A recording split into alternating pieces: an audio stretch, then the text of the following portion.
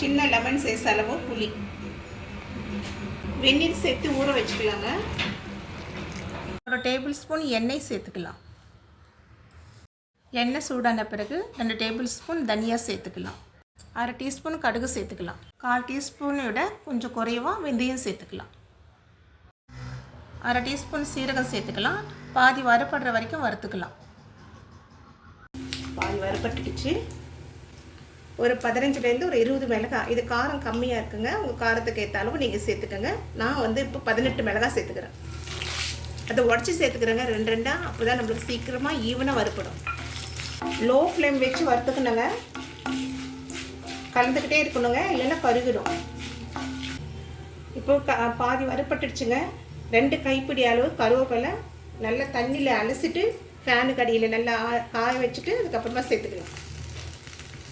கருவேப்பிலை சேர்த்துட்டு ஈரம் போகிற வரைக்கும் வதக்கினா போகிறோங்க. ரொம்ப கிறிஸ்பியாக வதக்கணும்னு அவசியம் இல்லை. இந்த அளவுக்கு வதக்கி எடுத்துக்கலாங்க. ரொம்ப கிறிஸ்பியாக வேணும்னு அவசியம் இல்லை. இந்த அளவுக்கு இருந்துச்சுன்னா ஃப்ளேவர் நல்லாயிருக்கும். தட்டுக்கு மாற்றி ஆற வச்சுக்கலாம். இப்போது வறுத்து வச்சுருக்கிற கருவேப்பிலை, மிளகாய், தனியா, சீரகெல்லாம் ஆறிடுச்சுங்க. மிக்ஸி ஜாரில் சேர்த்துக்கலாம். தேவையான அளவு உப்பு சேர்த்துக்கலாம். இப்போ அரைச்சிக்கலாங்க. இந்த மாதிரி கோஸை அரைச்சிக்கலாங்க, தண்ணி சேர்க்காம. இப்போ ஊற வச்சுருக்கிற புளியை சேர்த்துடலாம். புளியை சேர்த்துட்டு கொஞ்சமாக தண்ணி சேர்த்துக்கலாம். இந்த புளியில் ஊற வச்சு தண்ணியை சேர்த்துக்கலாம். இப்போ அரைச்சிக்கலாம்.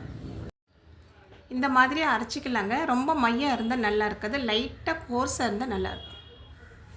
இப்போ 2 டேபிள் ஸ்பூன் எண்ணெயை சேர்த்துக்கலாங்க. எண்ணெய் சூடாகிடுச்சுங்க. ஒரு 1/4 டீஸ்பூன் கடுகு, 1/4 டீஸ்பூன் சீரகம், 1 டீஸ்பூன் கடலைப்பருப்பு, 1 டீஸ்பூன் உளுத்தம்பருப்பு, ஒரு 2 காஞ்ச மிளகாய்,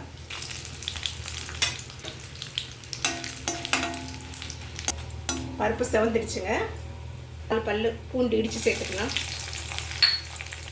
கொஞ்சம் கருவேப்பிலை, ஒரு வாட்டி கலந்து ஸ்டவ் ஆஃப் பண்ணிக்கலாம். இப்போ அரைச்சி வச்சுருக்கிற துவையலை சேர்த்து ஒரு வாட்டி கலந்து விட்டுட்டு ஸ்டவ் ஆஃப் பண்ணிடலாம்.